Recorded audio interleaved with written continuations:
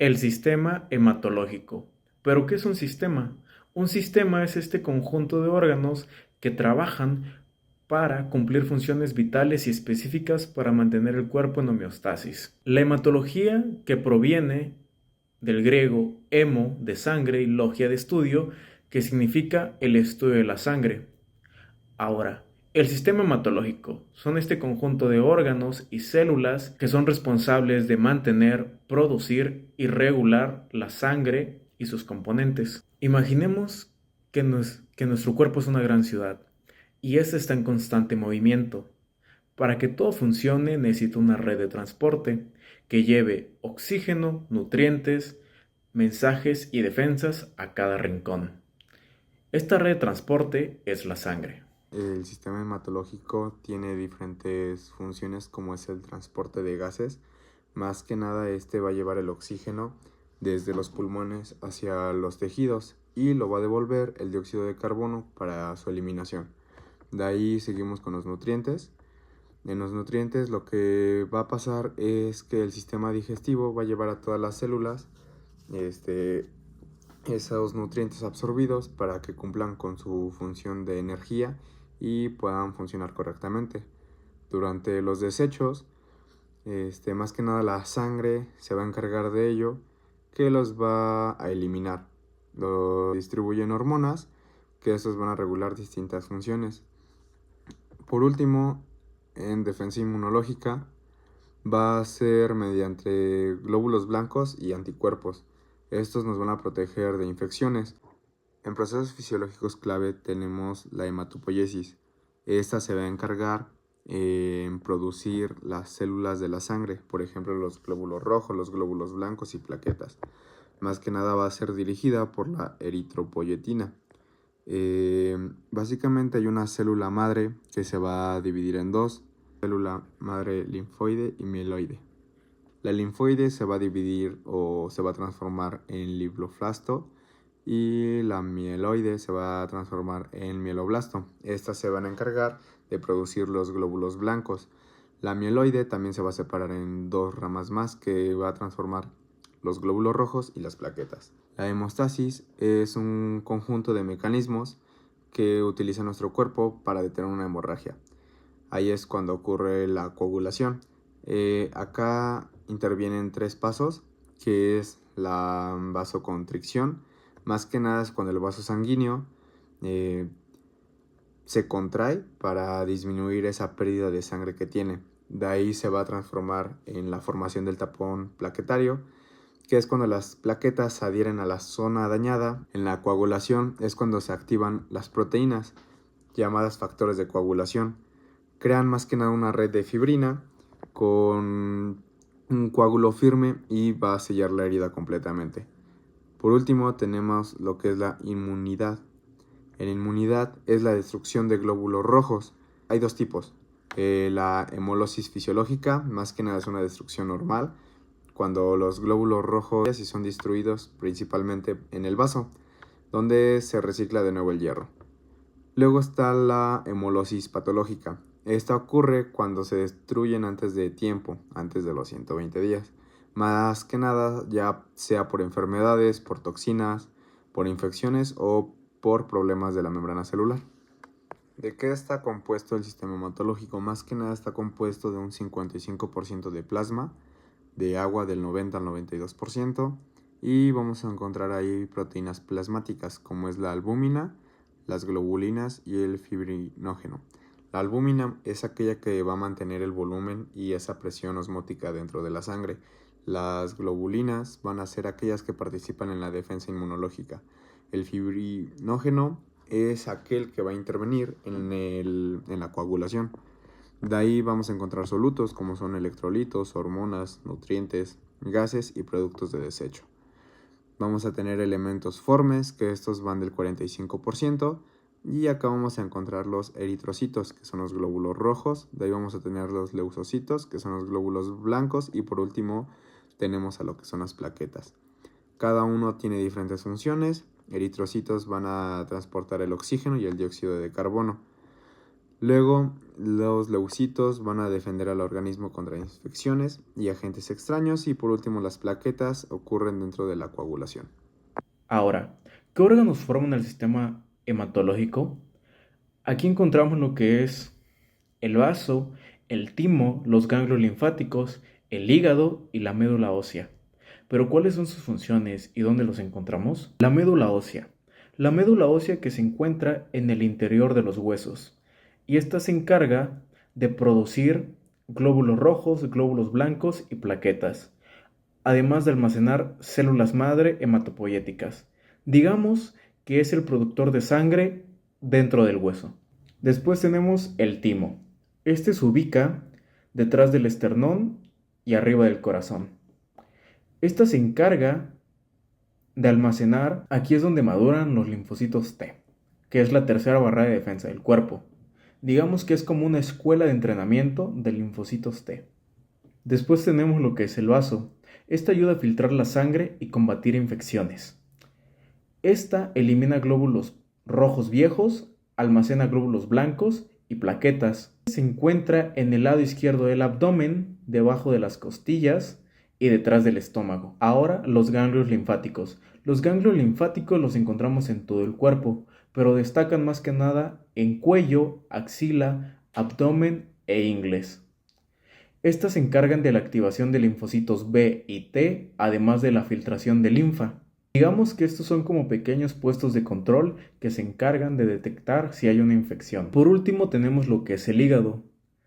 Durante la fase fetal, esta sí se encarga de la producción de glóbulos rojos, pero en la edad adulta lo deja de hacer. Pero se encarga de producir proteínas importantes y además controlar el hierro. Algunas proteínas importantes que produce el hígado son la transferrina, la albúmina, la aptoglobina, los factores de coagulación y la ceruplasmina.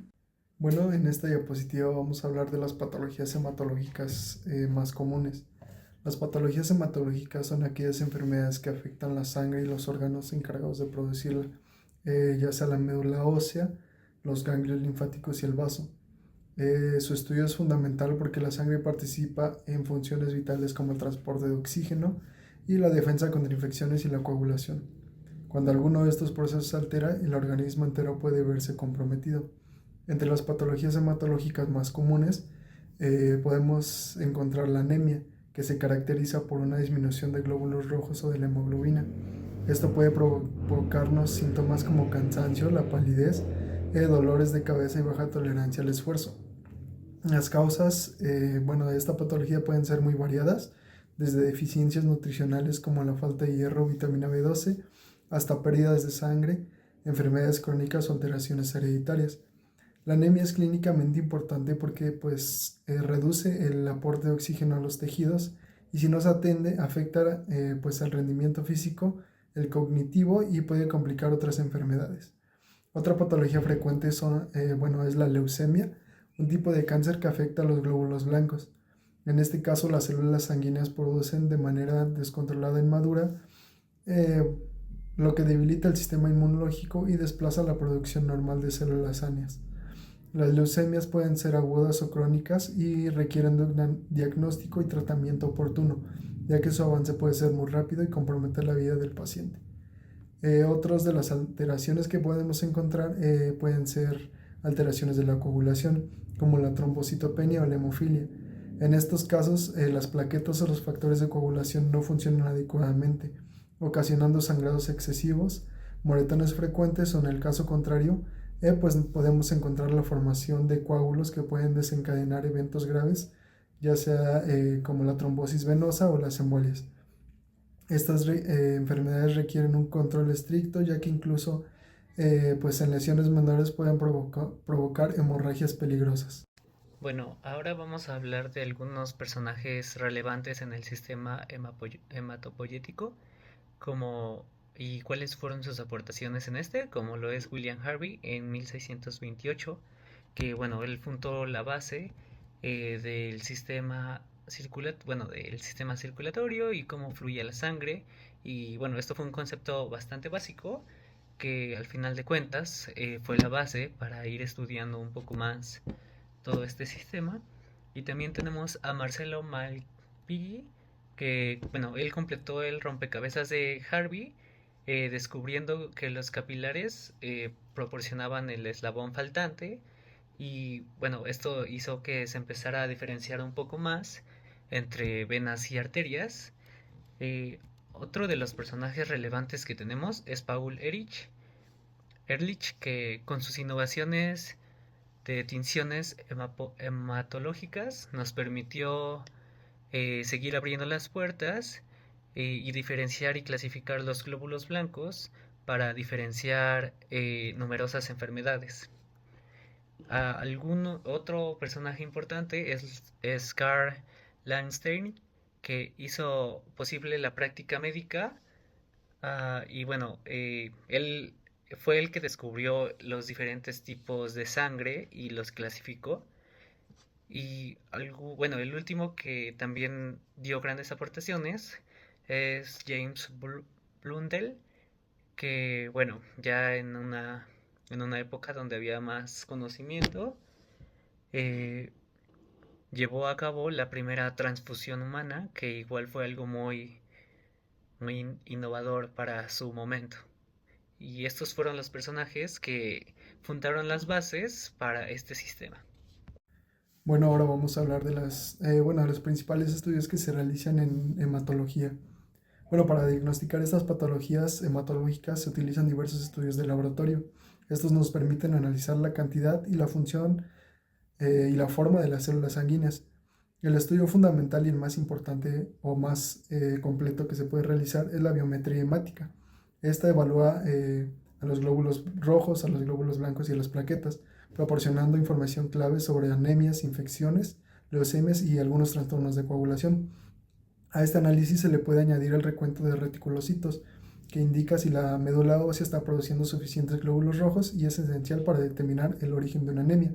Otro estudio importante es el frotis de sangre periférica, en el cual se observa la morfología de las células bajo el microscopio y este análisis nos permite detectar alteraciones en el tamaño, la forma o maduración de glóbulos rojos, de los glóbulos blancos y plaquetas, lo que ayuda a diagnosticar anemias megaloblásticas, enfermedades hemolíticas, infecciones graves y diversos tipos de leucemia.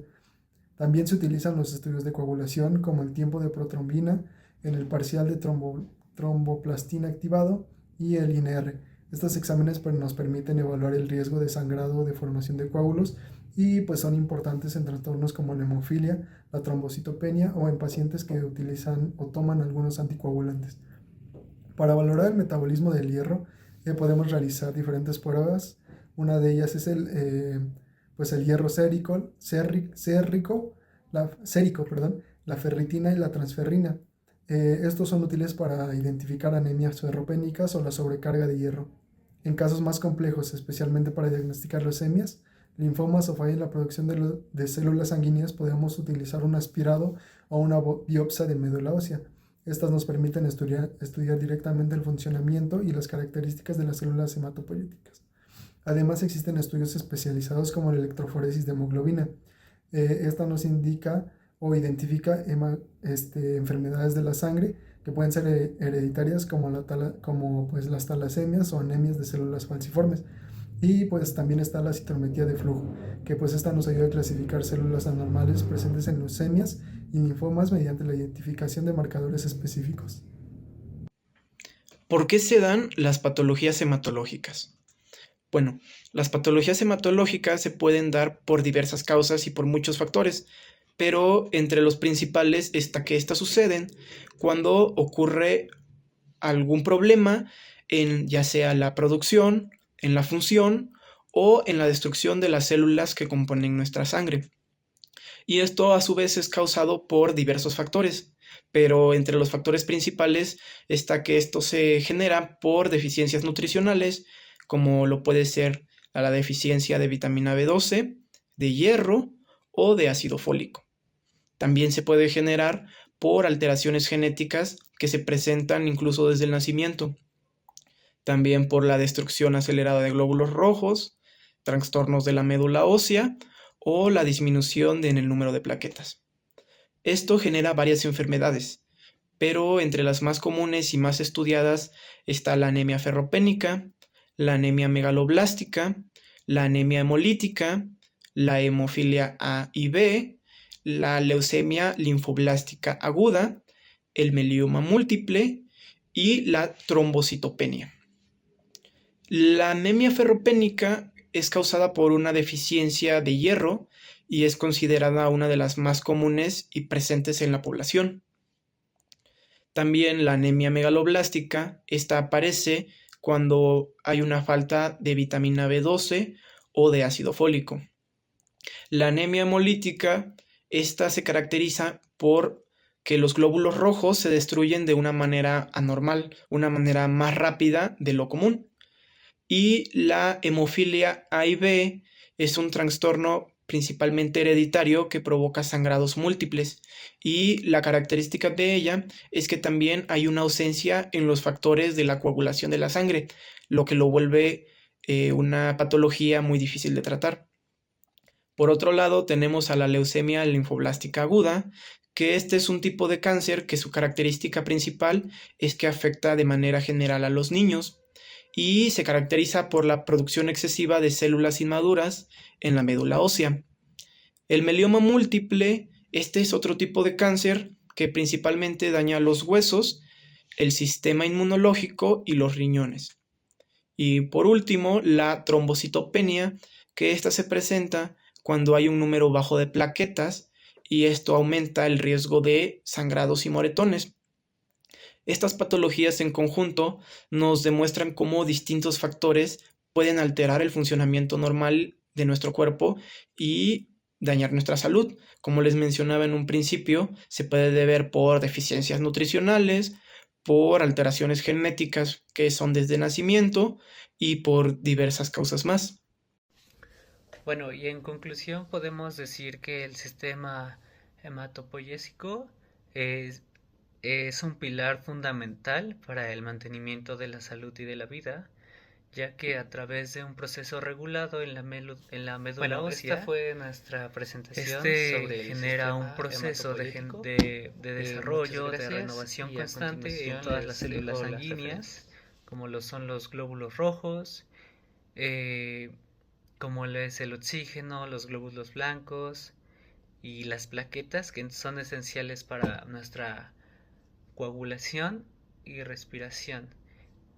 Comprender la función del sistema hematopoyésico, bueno, no es fundamental no solo para lo académico, sino para la clave de aprender a diagnosticar y tratar una amplia gama de patologías, bueno, que también pueden ser desde anemias, algunas leucemias, hasta trastornos inmunodeficientes que, bueno, pueden ser de nuestro interés. Bueno, esta fue nuestra presentación sobre el sistema hematopoyético. Muchas gracias y a continuación les dejo las referencias.